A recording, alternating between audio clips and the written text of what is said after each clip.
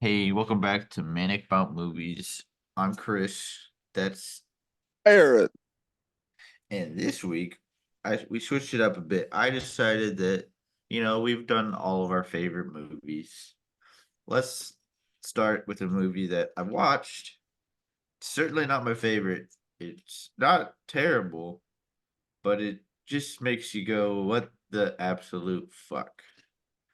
And Absolutely. Absolutely. that's what this week's movie was. It was Buzzer. And You it's a mother. movie that I'd imagine somebody wrote while high as a kite, just tripping their balls off, and then somebody gave them an enormous amount of money to make it Good. because it's just a what the fuck halfway through, and it continues to be a what the fuck for the rest of the movie. And what are your thoughts? Let's see here. Because I'm trying to figure out who wrote it actually. I can pull that up for you. Because I was gonna say Darren Aronofsky directed it, but did he write it though? Because whatever he was Um, on, he was like, I'm because at the time he was with, written by Darren Aronofsky. so I'm assuming what happened with Darren Aronofsky. 69% on Rotten Tomatoes.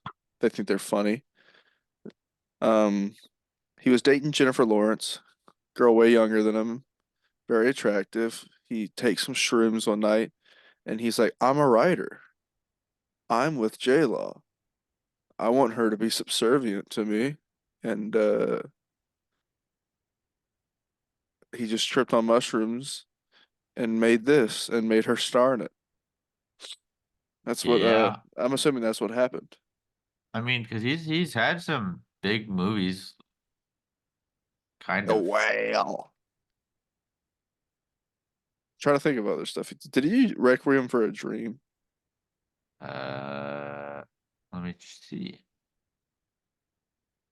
I think he did Requiem for a Dream. I know he did The Whale. He's done Limitless. Did he do The Whale? He did The Whale. I know that. Yeah, it's probably his biggest one is The Whale. I think he didn't. He also did the Natalie Portman Black Swan, I think. Uh, But Maybe. I think he did. I could be wrong. And if I'm wrong, I apologize, everyone. But I will get into Mother here. We open with a fiery, burned woman. Then we go to a title card. Then we get Javier Bardem. And I'm just gonna name every character in this movie except for maybe eventually Javier will become the poet because that's the only one I can even remember that was given a name, to be honest, besides characters just showing up. But Javier Bardem got a diamond and it restores everything. At the beginning, we see he touches it and the whole house turns from this fiery destruction into a perfect house again. And then we cut to J Law, Jennifer Lawrence. She gets out of bed. She wanders around, looks outside, gets jump scared by Javier, and he's like, I need to be alone to clear my head. He needs to get the ideas flowing because they ain't flowing with him. And then J Law feels the wall, and all of a sudden, it's like a trippy image of a heart beating. Then Javier still can't write, and randomly, Ed Harris shows up to the door, and he's a doctor. And then J Law starts feeling sick. Ed Harris is trying to publish a paper, thought that their house was a bed and breakfast. And Javier's like, oh, stay here as long as you like. And Jennifer Lawrence does not like that. Then she feels she goes down into the basement, and the wall is bugging out, man. And Ed is a big fan of Javier's work. We find out he's gushing over him. And then we see that the diamond is magical and it saves the house. Ed coughs like crazy and he starts throwing up and he has like this slit on the side of his body. J Law's like, what the hell is going on here? She gets sick again, and she has some gold powder that heals her. Then J Law seems to be fed up with Javier and confused on why Ed's wife is now just randomly showing up, staying here. She's not being told anything. And then J Law's cooking breakfast, burns her hand, and goes, ow, oh, ow. And then for some reason, Ed Harris's wife is like, let me do the exact same thing. Ooh, ow, ow. Oh, this is your fault. You burned my hand, even though, very weird. And then J Law is just very sussed out by this entire situation, what's going on. Ed and Michelle Pfeiffer, who is his wife, said they had love at first sight. And then Javier wants them to stay really badly. J-Law's got that OCD in this movie, and Michelle Pfeiffer's just making herself at home, drinking, cutting stuff up, like she lives there, like she owns the bish. And Della didn't want a new home because this is Javier's home, the poet's home. They didn't want to build a new one after the first one burnt down. J-Law had too much pride and wanted to rebuild it herself. She's a prude and she's awkward and she doesn't feel comfortable around Michelle Pfeiffer. I'm assuming from the way it talks, she's never left this property, the way she's acting, or this house in her entire life. Then she starts trying to kind of sneak around and by Michelle Pfeiffer and finds a nasty looking body part in a toilet with blood everywhere. And then she finds a picture of the poet in their bag, and that Ed Harris is just a crazed fan dying and wants to meet Javier. Then they go upstairs and they break his diamond. Javier freaks out, starts squeezing it, and bleeds all over it. Then, while this is all happening, they decide, oh, we broke this man's precious artifact in their house. Let's start just getting it on. So they just start fucking in the middle of this. She starts tripping out again. She needs to drink more of that good old gold powder, and she's all fine again. Then Javier boards up that room and he's like, well, I cannot kick them out, but this will keep them out of my room. For some reason, he refuses to kick them out. Then all of a sudden, their kids show up. Ed's and them, and they're fighting over money about who's going to get the will. Javier disappears randomly in the middle of it. And then Domhnall Gleeson is the only one of the brothers I know, decides to smash the other brother's head in, and he's just gushing blood on the ground. And he's like, "Oh, Lucy, you have to understand. They're gonna take me. Oh, do you understand? Do you understand?" And then they take off the one brother. He stays there, and he's like, oh, "You understand?" And she's like, "Yes, I understand. Oh, don't leave me." Blah, blah, blah. It's just everything dies in this house. Even the bugs flying around just all of a sudden fall and die. Ooh, Ooh, kapooey. Kapooey indeed. Everything fucking dies. She touches the wall again, and more trippy heart beating. Blood drips down from the spot where that boy's head banged against the floor, dying. Uh, And it just drips down into a light. And when she turns on the light, it explodes against the wall. That wall, the blood drips down to that little weird part of the basement. And then she could just somehow now open up the wall and goes in there and just kind of chills around in there. And then when she comes back up, Javier's picture that was in Ed's thing is now torn to pieces and has devil horns written on his head. And then they come back and they're like, Javier's like, their son died in my arms. And then random, time conversion wrong and wondering why Kia was 45 minutes late. Woman face palming. do you hear that? Six set o flat copy. yeah. What is that? Why is my Discord kicking in? Uh, that's annoying. But back to what is going on.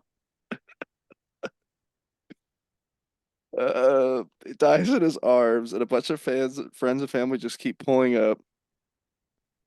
Javier gives a speech to everyone at the party. It's a party, but they're supposed to be mourning the son. They all just start being bitchy to Jennifer Lawrence for no reason.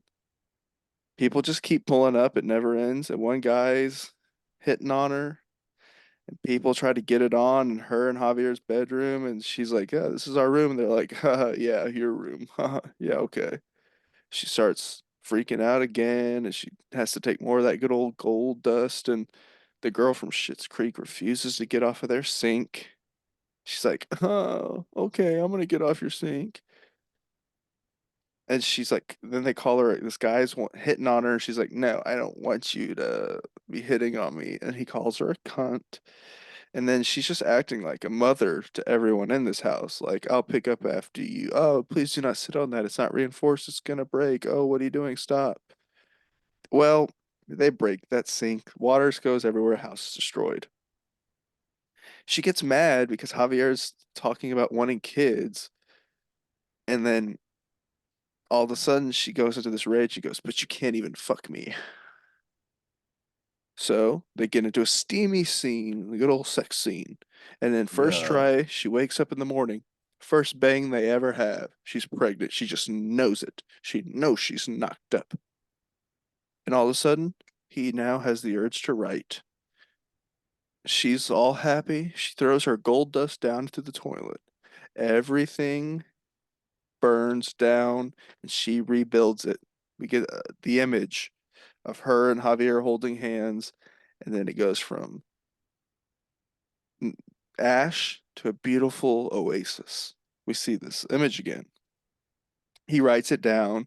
She sees it, sees the idea, starts crying, and all these fans immediately show up. They keep showing up, keep showing up.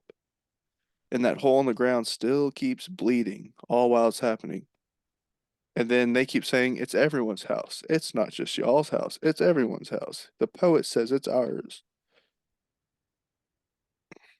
And then they keep saying Kristen Wiig shows up is his publicist and is like, "You're the inspiration, Jennifer Lawrence."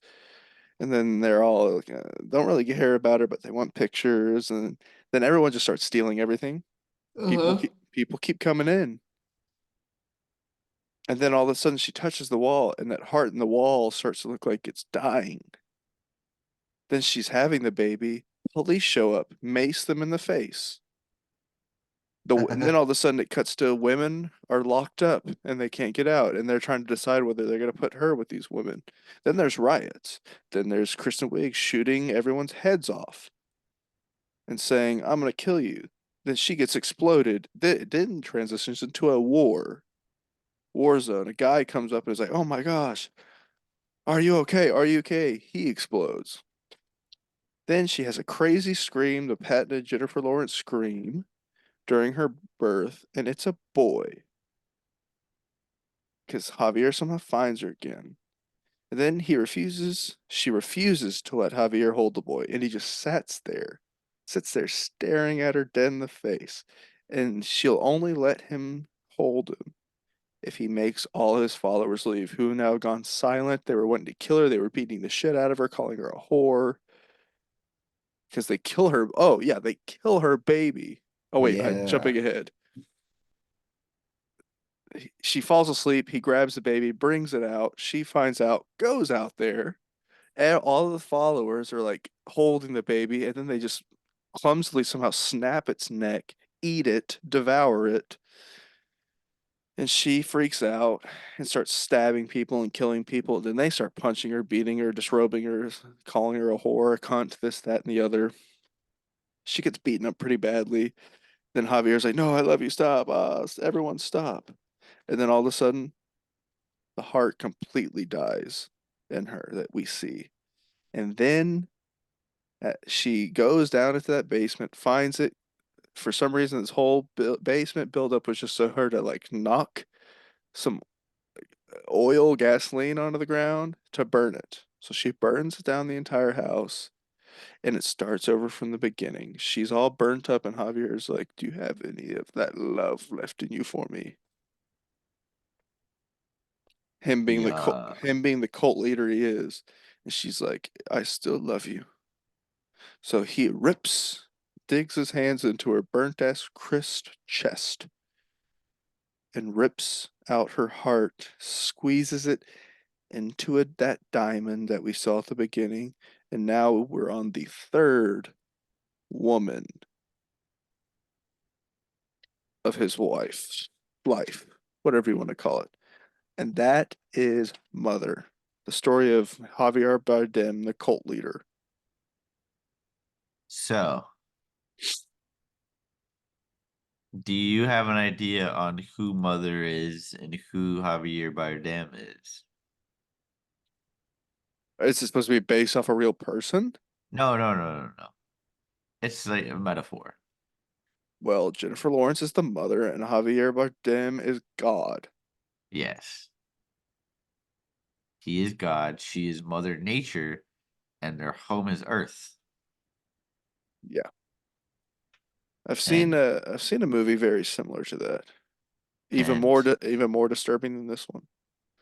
and it kind of shows like his followers and his disciples' path and how it leads to destruction. But he just continues down the same path over and over again. Yep, it's true. Because it doesn't start from the beginning, it starts with destruction. Because it starts with him picking it up from the ashes, and it ends with him picking it up from the ashes. Yep, it's just a new Mother Nature every time. He keeps popping in another one. Uh huh. Which reminds me of a film that I've only I it's like 50 minutes long. It's like black and white. It's called Begotten. And Elijah Wood talked about it in some podcast many moons ago, and I had to watch it. And it's essentially the same story as this, but cuts through kind of the BS, and it's just going straight into the mother nature, getting made, having sex with God, Uh giving huh. birth to Earth, the baby boy, and the baby boy gets beaten up and killed, torn up to shreds. Then she gets killed. So Oh my this god. this movie It's the biggest lightning ever. was an excuse for good old Darren Aronofsky to constantly show off Jennifer Lawrence's breasts. Yup.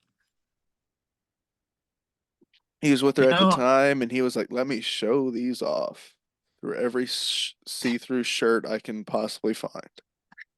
yeah. I do though feel it's kind of weird. She's like one of the main act. She's probably like one of the biggest actresses that I feel like is comfortable with nudity. Because even like with her latest movie that came out, she was nude in that too. The only one I know that she was nude in, I guess, besides this one, was that like, was it Red Sparrow or something? Red Sparrow, this latest one, Mother. I feel like there's one or two more as well. I haven't seen many Jennifer Because Lawrence films. I've seen quite a bit of her works. Uh, At The Departure or whatever that movie, Passenger. Not Arrival, or no, not Arrival, Passenger. Pass. Yeah, Yeah, not that. what is it called? It's just The Shining in space. What Was it just, Passenger? yeah, the one with Chris Pratt? I have seen that one. It's not The Shining, but Yeah, it's like The Shining, dude. I mean he's not a psychopath and it's not haunted. Watch that movie again. It is very It's just about them being like in love, but it turns out it was all fake because he passengers. manufactured it. Yeah, but there's that bartender, straight copy from The Shining.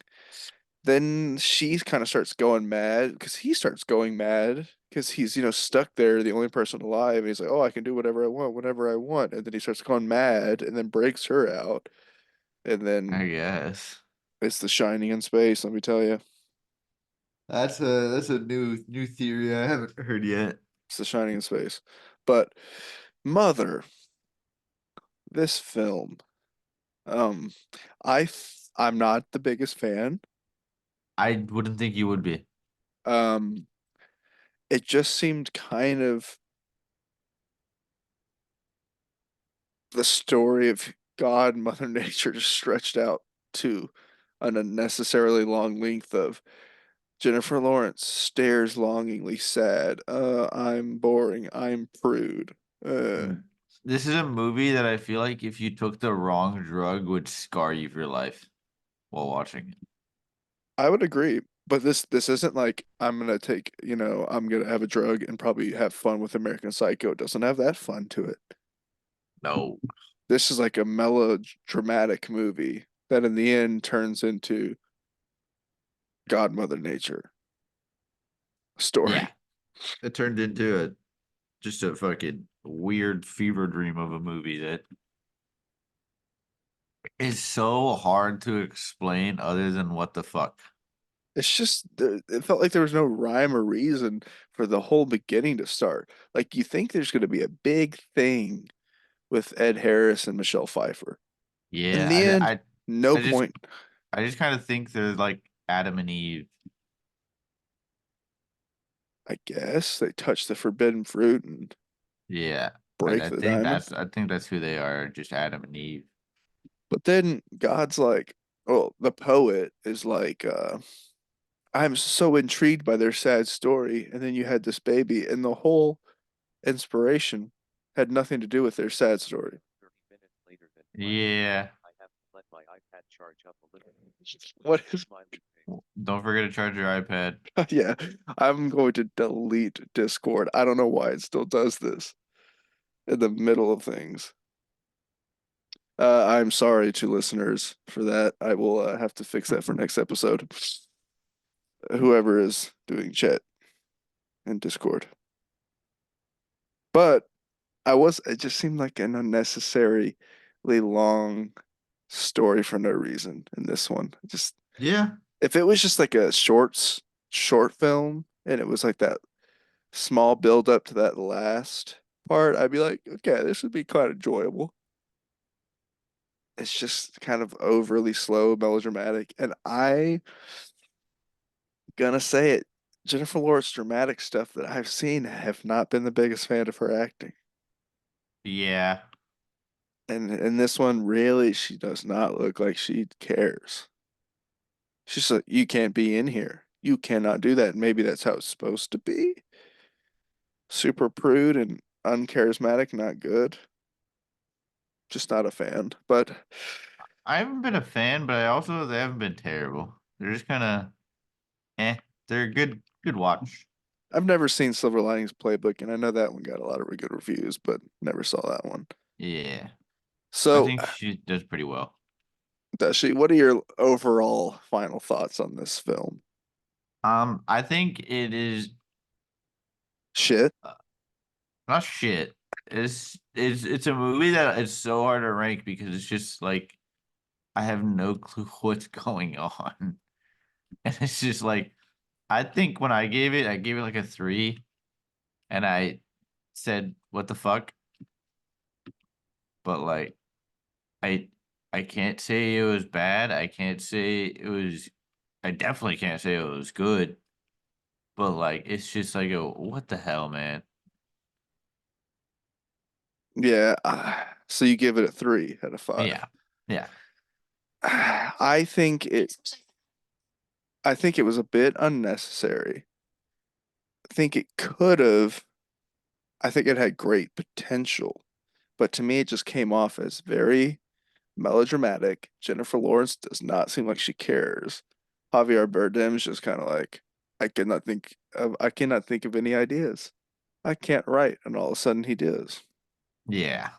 So it's kind of just a weird movie. Not only is it weird, the visuals, it's like Oh no, it's not definitely not kind of it is a weird movie. And I think it's that's the point of it. It's just it's a weird movie.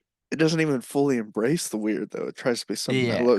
dramatic movie for the first hour of it. I feel like if this movie what would make this movie better is either one, better writing, and two, I think make it more weird and that would make it better.